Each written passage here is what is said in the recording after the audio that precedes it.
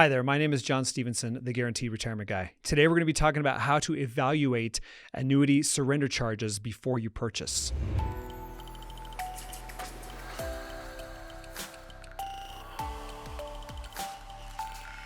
So annuities have surrender charges and they can be substantial. Some go as long as 15 years, which I usually always recommend against, even if the income's higher. You usually pay out a little bit higher commissions.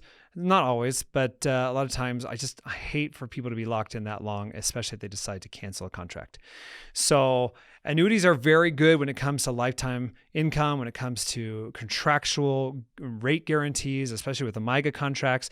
But you have to realize if you exit early, okay, if you were to cancel for some reason, or if you were to take out more than the free withdrawal amount, then you're going to incur surrender charges because it costs the insurance company money to get out of a position. And so when that happens, they're going to pass that on to you. Okay, so you have to realize that. So when you go into these annuity contracts, you have to make sure you have money outside of it, or else they won't even accept your application because they want to make sure that you have liquid cash savings, or if you're over 59 and a half, that you have plenty of money in your qualified accounts to cover any unforeseen expenses, okay? Because they don't want you to have to dive into the annuity contract and incur surrender charges in the first place. So that's why they try to protect you by limiting the amount of money that you put into your annuity contracts as a whole. So rule of thumb, if you got $1 million, don't put more than $700,000 into annuity contracts. If you can do it with less, then do it with less. Okay. All right. So I am showing on my screen two people who are married. They're in South Carolina. They've got $500,000 and they want to take income in 8 years at age 66. Okay. And they're going to get what? Almost $64,000 from 500 grand. That's pretty good. Okay. So they're looking at this and say, well, this is great. I'm going to get lifetime income, but what if I cancel? Okay. What if I decide to get out of this? What are my surrender charges? Well, here they are. So guaranteed values first, and then we'll look at the hypothetical down here. The only difference is whatever the index growth over here, but the income is exactly the same. So when it comes to income, it doesn't matter. But if we look at this, here's the worst case scenario. The worst case scenario is the S&P 500 does nothing. You get no growth whatsoever. And so what happens is your contract value gets eaten away by your rider charges, because an income rider is attached to give you this guaranteed growth right here, the benefit base. Your benefit base will grow to pretty much $1 million and multiply by 6.4. That'll give you this $64,000 in annual income for the rest of your life. That's very valuable, and that's why there's a rider charge for it.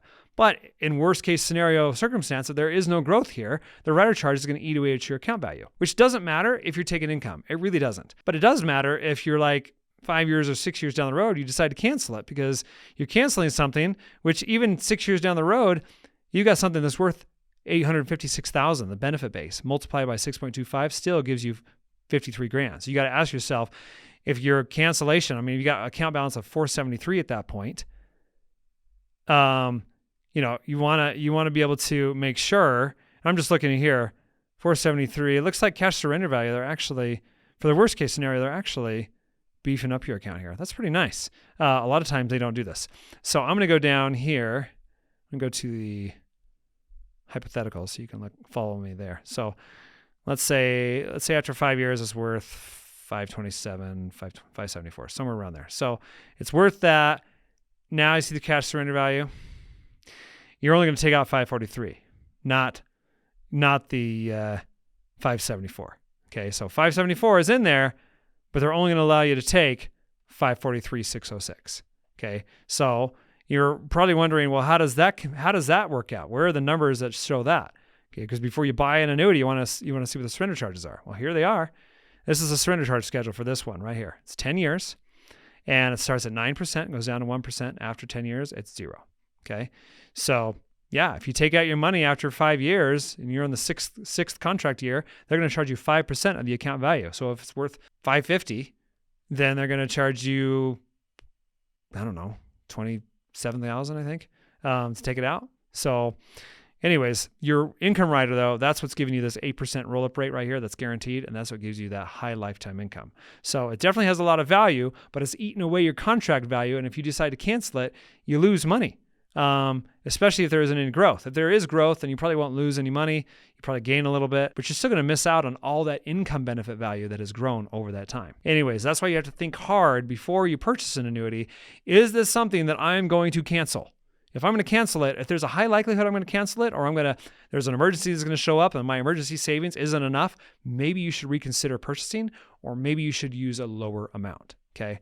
So you want to make sure you put in an amount that's comfortable for you, but at the same time does not hamper you in the future.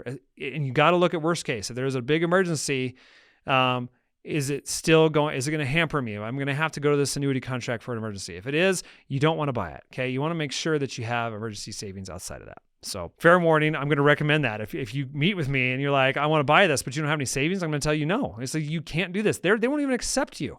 Like, you have to have some savings outside of this. You have to have liquid outside of this. Okay. So it's really, really important.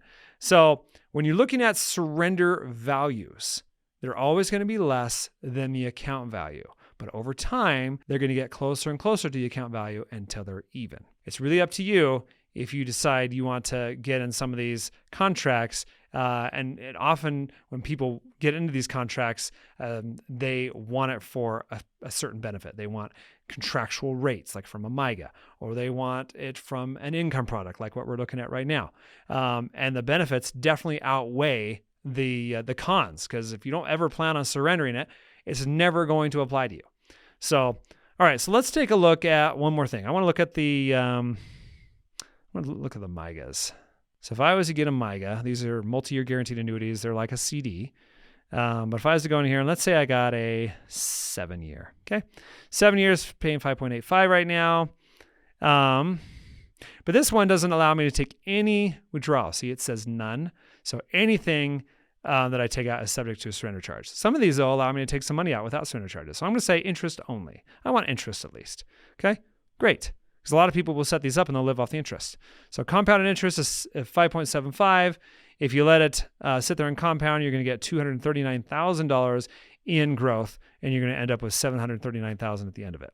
But you might want to take interest out. Great. You take $28,000 out every single year. That's great. You can take that out and get your $500,000 back. People do that all the time. But if you were just let this grow, maybe after the first year, you can see, look, the surrender value, 481 versus 528. Yeah, not a great time to get out, right? But after 2 years, all right, you're at least above the red. I mean, you're at 514. You're not going to get much, but at least you get your money back plus a little bit of earnings. But you're going to give up a lot too. The account value is almost $60,000 at this point. So, and you can see the surrender charges right here. So if you were to wait 5 years, might be better. Then you got 661, but you can still only take out 628. So you're still sacrificing 30 grand. And again, by the last year, the surrender charge is only at 3%, meaning you can take $717,000 out of your $739,000 account value. Now, this doesn't mean you're going to surrender the whole thing. You might say, I'm going to take earnings out only, but then I want to take some of my principal out just because things changed. Okay. Well, the first year you might take out $28,750. You have no surrender charges. Okay. But let's say you decide to take out $100,000. Okay. Well, if you take out $100,000, they're going to charge you 9% surrender charges to do it. Okay. Because you don't have surrender charges on the first $28,750 because that's the earnings. That's what they're allowing you to take. And there are some of these that will allow you to take more. See 10% after the first year. This one's 10% just right from the get-go. That's kind of nice. This is American National for an 8-year. So there are different ones that give you different withdrawal privileges. So, but anything over those withdrawal privileges, or if you cancel a contract, that is when you get subject to these surrender charges. One other thing I wanted to talk about with surrender charges. You have the surrender charge, but you also have an MVA charge. That stands for market value adjustment. Basically what that means is if interest rates are low or high, that's going to affect your payout. If you were to surrender it, your total account value payout, that's going to affect it either positively or negatively. Okay, if interest rates go up, the value of the bond goes down.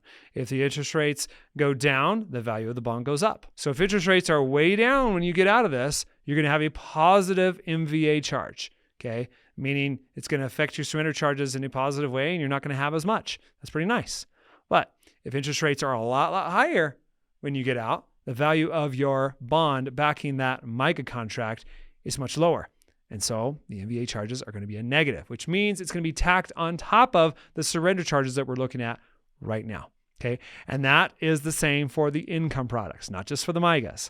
So again, that's why whenever you get into these contracts, they are phenomenal. You can get a lot of growth. You can get a lot of lifetime income as long as you have money outside of this to take care of emergencies, to take, maybe you want to invest, do whatever you want. You're just not putting all of your money into this.